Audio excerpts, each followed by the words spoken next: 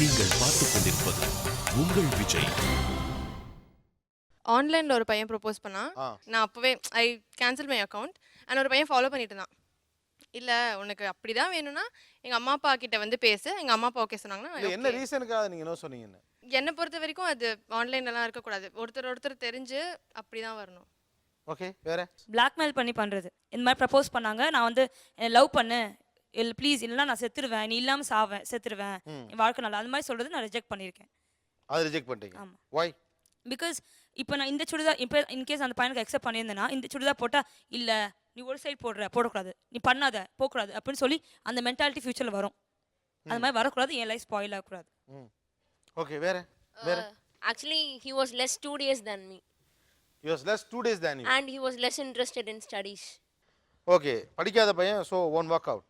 Sir ஒருத்தவங்க வந்து என்னை ப்ரப்போஸ் பண்ணாங்க சார். பட் அவங்கள எனக்கு பிடிக்காததுக்கு ரீசன் பார்த்தாக்கா அவங்க ரொம்ப பழம் மாதிரி இருந்தாங்க. அதாவது என்ன சுடிதார் தான் போடணும், சாரீ தான் கட்டணும், அந்த மாதிரி கண்டிஷன்ஸ் ஒரு மைண்டடாக இருந்தாங்க. ஒரு ஜெனரஸாக ஒரு மாடர்னாக இல்லை. ஸோ அந்த மாதிரி இருந்ததால தாட்ஸ் ஒரு மாதிரி இல்லை, நமக்கு ஏற்ற மாதிரி இல்லை அப்படி சொல்லிட்டு. ஓகே, ஜெனரஸாக இல்லை. Very good. தென் அவன் ஃப்ரெண்டு மூலம் ப்ரப்போஸ் பண்ணனால வந்து நான் வேண்டாம்னு சொல்லிட்டேன். ஏன்? he don't have guts to tell me. அவனுக்கு guts ஒருவேளை நேரா வந்து சொல்லிருந்தா ஓகே உங்களுக்கு? கேரக்டர் வைஸ் ஒழுங்கா இருந்துச்சுன்னா ஓகே. எப்பவும் தொந்தர் பண்ணிட்டே இருப்பாங்க. இன்னும் எந்த வேலையில் இருந்தாலும் எனக்கு நீ ஃபோன் பண்ணணும், இந்த நைட்டுக்குள்ளே எதுனா ஒரு மெசேஜ் பண்ணி ஆகணும் அப்படின்னு சொல்கிறதுல பிடிக்கல. So you said no. Okay. நான் ரிலேஷன்ஷிப்பில் மாறினா வந்து உனக்கு வந்து பாய் ஃப்ரெண்ட்ஸே இருக்கக்கூடாது, ஃப்ரெண்ட்ஷிப்ஸ் வந்து நீ வந்து கம்மி பண்ணிக்கணும். ஸோ அப்படி சொன்னதுனால நோ. ஓகே. பேசும்போதே நமக்கு இம்பார்ட்டன்ஸ் கொடுக்குறாங்கன்னு நினச்சிட்டு பெற்றவங்கள மறந்துடுவாங்க. என்கிட்ட ப்ரப்போஸ் பண்ணும்போது எனக்கு எங்கள் அம்மா அப்பா கூட இல்லைனா கூட பரவாயில்ல, நீ தான் முக்கியம் அப்படின்னு சொல்லும்போது நான் அக்செப்ட் பண்ணிக்கல அதை. ஏன்னா வந்து ரியல் லைஃபுக்கு அது நிச்சயமாக எடுபடாது. எவ்வளோ நாளைக்கு தான் 2 பேர் ஃபேஸை பார்த்துட்டே இருக்க முடியும்? There is an extent. ஒரு எக்ஸ்டென்ட்க்கு அப்புறம் கண்டிப்பாக ரிலேஷன்ஷிப்ஸ், அம்மா அப்பா, ஃப்ரெண்ட்ஸ், நம்ம சர்க்கிளில் அதெல்லாம் தேவை. ஓகே, வேற அம்மா அப்பாவுக்கு இம்பார்ட்டன்ஸ் கொடுக்காதவன் நம்மையும் வச்சு ஒழுங்காக காப்பாற்ற மாட்டான். So it was rejected. என் ஃப்ரெண்டோட ஃப்ரெண்ட் ப்ரப்போஸ் பண்ணாங்க இஏல. அவங்க ஸ்ட்ரெயிட்டாக வந்து சொல்லவே இல்லை, ஒரு மாதிரி வில்லத்தனமாக பார்த்துட்டு இருந்தாங்க ஆப்போசிட்லேயே உட்காந்துட்டு.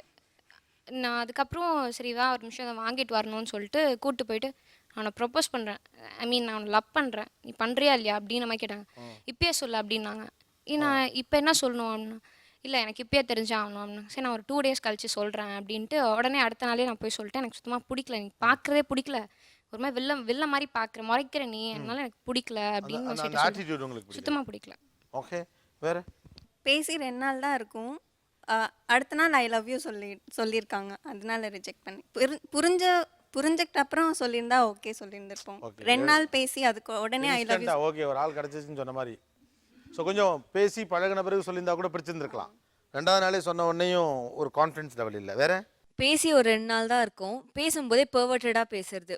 நம்ம நார்மலாக ஒன்று சொல்லியிருப்போம், அதில் வந்து வல்கராக அதை ஒன்று சொல்லி அதை நம்ம சிரிக்கிறோமா அப்படின்னு பார்க்கறது. அந்த மாதிரி பேசி அந்த மாதிரி ப்ரப்போஸ் பண்ணும்போது பிடிக்காது பொண்ணுங்களுக்கு. Okay okay. ஒரு காதல ஒரு பொண்ணுகிட்ட போய் அந்த பொண்ணு பிடிச்சிருக்கு, அவள்கிட்ட உண்மையாக வாழணும்னு தோணுது. பட் அவகிட்ட போல்டாக போய் சொல்றதுல ஒரு ஆணுக்கு இருக்கக்கூடிய தடைகள் என்ன? பயம், ரிஜெக்ஷன் யோசிச்சு, ரிஜெக்ட் ஆயிருமோ அப்படின்னு நினைச்சு அந்த பயம் இருக்கு. உங்களுக்கு எத்தனை பேர் ப்ரப்போஸ் பண்ணியிருக்காங்க? முதல்ல 5 தடவை இப்படி கண்ணத்தில் தட்டினீங்க, அதான் கேட்டேன்.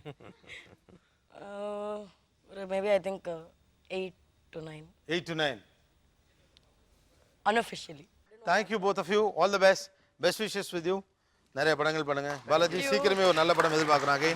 Best wishes. Thanks for coming.